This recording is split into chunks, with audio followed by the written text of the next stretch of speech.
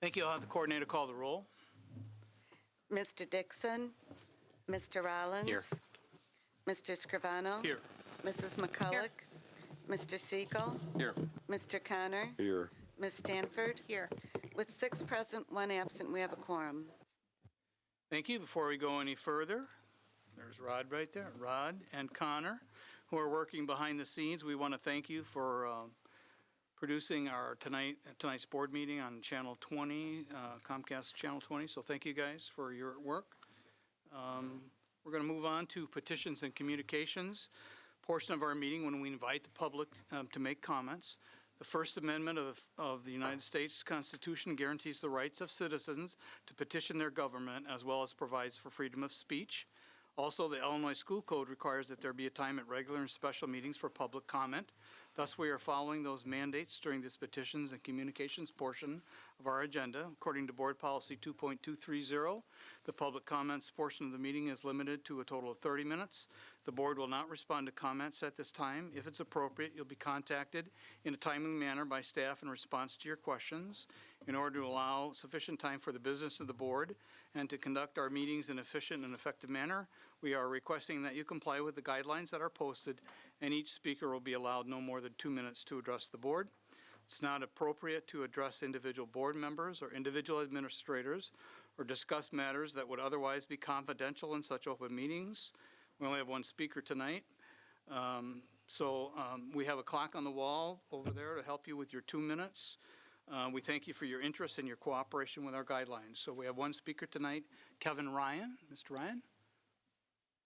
If you'll hit the button on the microphone there, sir. Okay. Go ahead. Yep. Thank you. I'm here tonight to speak for some of the members of the IT department. I would like to thank them for their hard work over the last few years and in the recent crisis that we've had. Every time I've had to deal with the IT department over the last few years, they have been knowledgeable, professional, and they solve our problems as quickly as they can. That being said, they are being forced to do an increasingly difficult job on even increasingly limited resources. And it's been evident over the last 3 years that the district has allowed certain things to slip. One of the most notable things is the filters that we have on our email. I kind of used to pride myself on the fact that there wasn't a lot of unfiltered material in my inbox. Now I can't even keep up with it. It would take me over an hour a week, minimum, to go through all of the junk that gets through our filters. And a lot of these are fake requests. I mean, you can almost spot the spam. A couple of times a quarter, I call down to the office to see if my principal actually sent a particular email and if it's safe for me to open. And a lot of times we're getting messages from the office not to do that, and that's become increasingly more frequent. I've also personally lost data in the district before, lost several games worth of photos due to the Osiris hack a few years ago that actually managed to get into our backup system. It wasn't much. We were able to compensate for it, but it was still several hours of my time and my students' time just gone. We can't ever trust those files again, so we have to hit that delete button. There are a couple things that we could really use knowing. First off, what was the name of the attack? That will help us be able to ascertain whether or not we can trust our portable drives again. Otherwise, I'm going to throw mine in a microwave. We need to know what it is, what its quality is. Also, is there law enforcement involved? And what do they say about it? We need these facts a little sooner than we've been getting them. Okay. Thank you. Thank you, sir.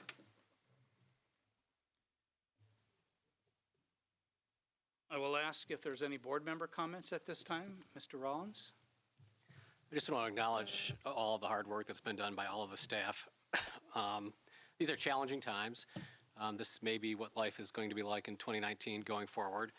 The central administration staff has been working very hard, but I want to acknowledge the building staff. So RPS, like every other school district, more and more is migrated to technology. Teachers found out on Friday that the lesson plans that they had spent the summer preparing, they could not access. the content that they had intended to deliver, they could not access. Sub-plans that they had prepared, they could not access. We had teachers throughout the district who worked very long hours this weekend compensating for that. They rolled up their sleeves. They prepared other materials. They prepared new lesson plans. They prepared new sub-plans. Teachers and administrators in buildings throughout this district rolled up their sleeves.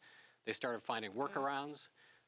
They made sure that when students came in on Monday, that we were ready to deliver educational services.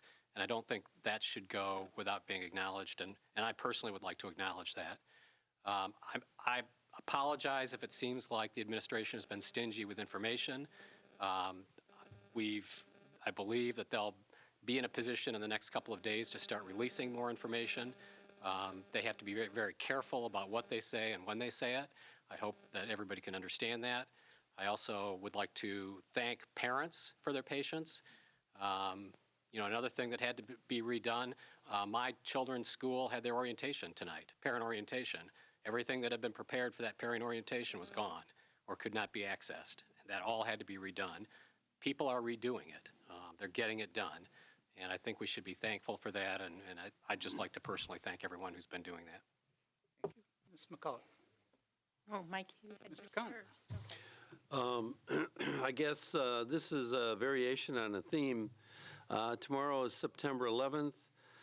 So actually, I want to make sure, because this is the board meeting before that we honor that day, the sacrifice of everyone involved, first responders, the military. So it's a special day. And what I'll say is, I think I'm amazed sometimes when I ask people about it that some have forgotten it. So I will say this is the kind of current event that we can't forget. And I really hope that the lessons of 9/11 are still taught, and that people who were not born when that occurred, that's part of their life, because it certainly influenced us.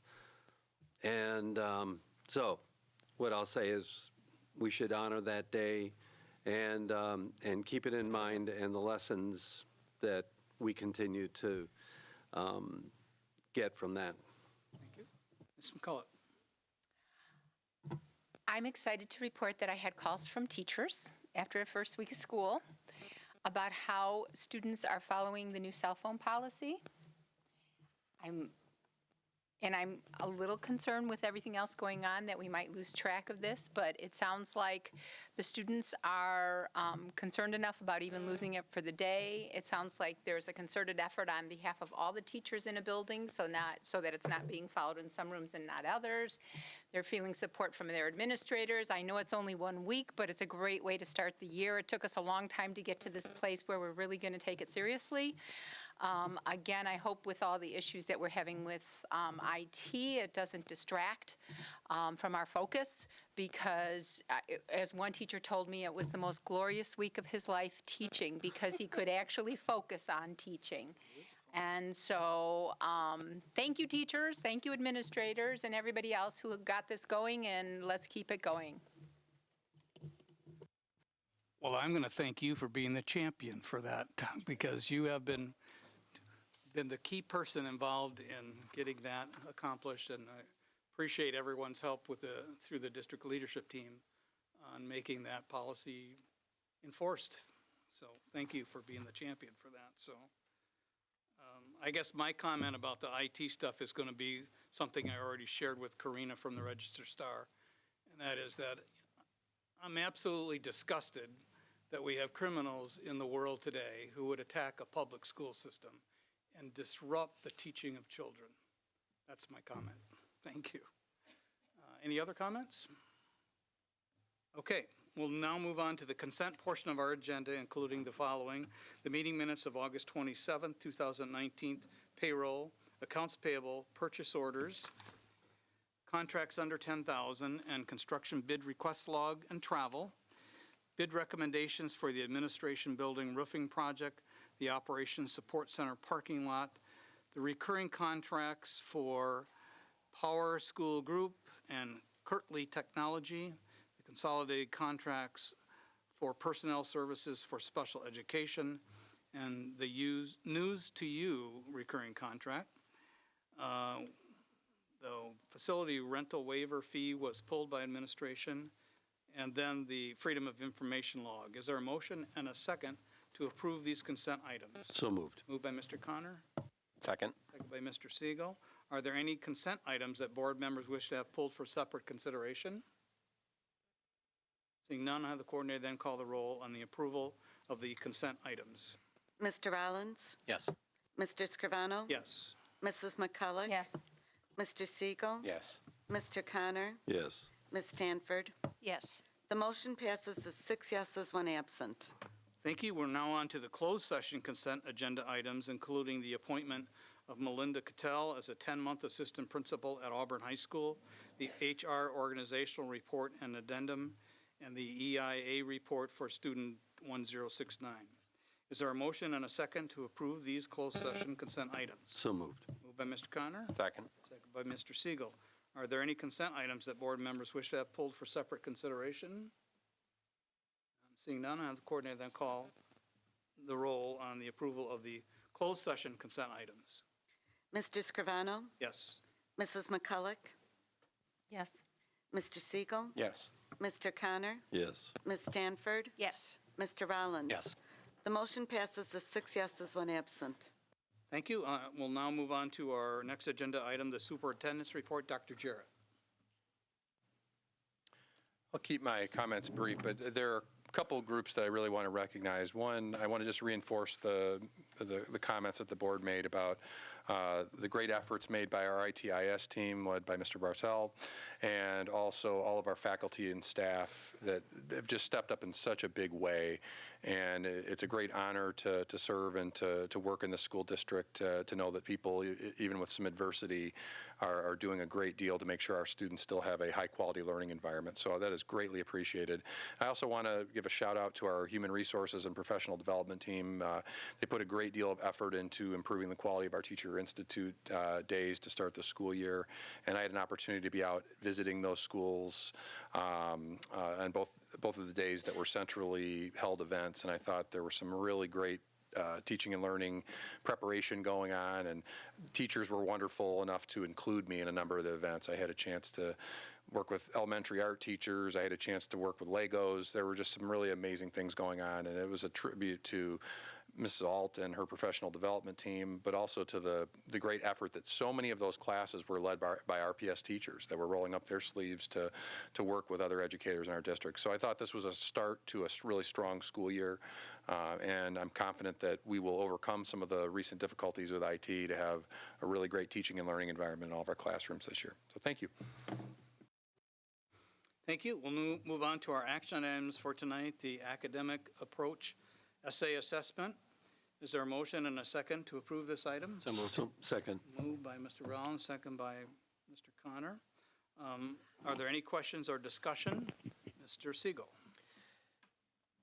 This particular item really struck me as someone who's had to pay to have somebody else look at something I have written objectively and critically with the attempt to get me to be able to write something much better.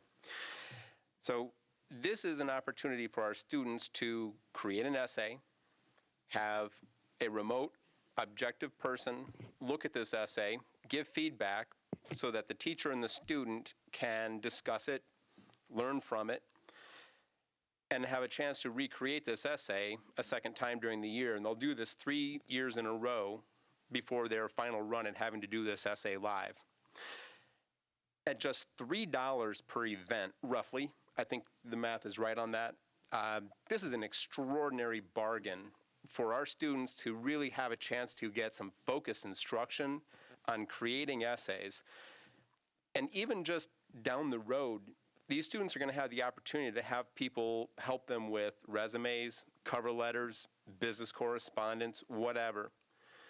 Maybe even writing something much bigger of literary substance. But getting that experience now at this sort of a bargain, I think is just a tremendous opportunity. So I'm very excited to give my approval on this particular item. Thank you. Any other questions or comments? Seeing none, I'll have the coordinator then call the roll on the approval of academic approach essay assessment. Mrs. McCulloch? Yes. Mr. Siegel? Yes. Mr. Connor? Yes. Ms. Stanford? Yes. Mr. Rollins? Yes. Mr. Scrivano? Yes. The motion passes with 6 yeses, 1 absent. Thank you. We are now on to new business, and administration is requesting the board suspend the rules to consider item 14A, which is IT security consolidated contracts.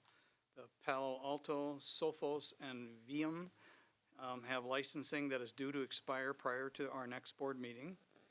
This item was scheduled to be presented at some September 3rd Committee of the Whole, which we didn't have because we canceled it. So I'll take a motion then to suspend the rules. So moved. Mr. Connor moves, Second. second by Mr. Siegel. Any questions or discussions? Now to have the coordinator then call the roll on the approval of suspending the rules. Mr. Siegel? Yes. Mr. Connor? Yes. Ms. Stanford? Yes. Mr. Rollins? Yes. Mr. Scrivano? Yes. Mrs. McCulloch? Yes. The motion passes with 6 yeses, 1 absent. Now I'll take a motion and a second to approve item 14A, the security consolidated contracts. So moved. By Second. Mr. Connor, second by Mr. Rollins. Questions or discussion, or we're going to have a presentation? I'm not sure. Yeah. Mr. Barthel?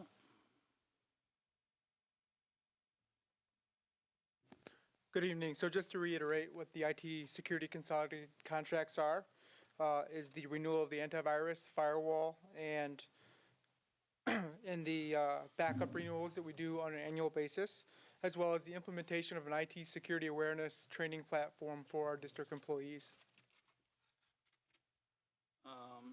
Questions or comments? Mr. Connor? Comment, I'd say, again, good work on this one. I think of special note to everybody should be that training was put as a key part of this.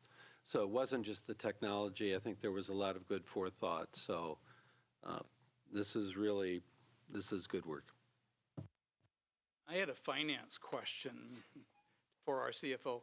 These are multi-year contract subscription type things or whatever. Do we spread the cost over multiple years with that? Yes, we do. I break that out into different PRECs, and we actually code it to the right year. So Okay, I I would have see. to do that through journal entry. So I Okay. catch them on the front end. I started doing that probably last year, just to save us from doing a lot of accounting journal entry. So, But yeah, we approve the total amount. you approve the total but amount, you- because that's you- the but- cash going out, but I do the Okay. accounting and Okay, good. with the PRECs going through. Thank you for that clarification. welcome. So, okay. Any other questions?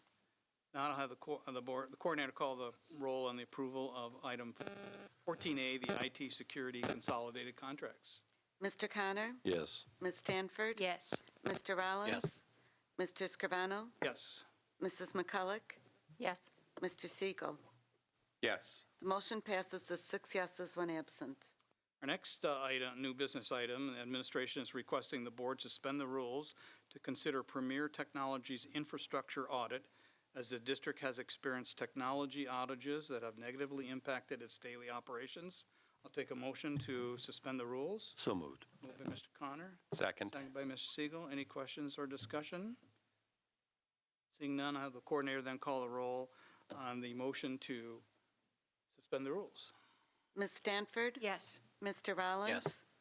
Mr. Scrivano? Yes. Mrs. McCulloch? Yes. Mr. Siegel? Yes. Mr. Connor? Yes. The motion passes with 6 yeses, 1 absent. Thank you.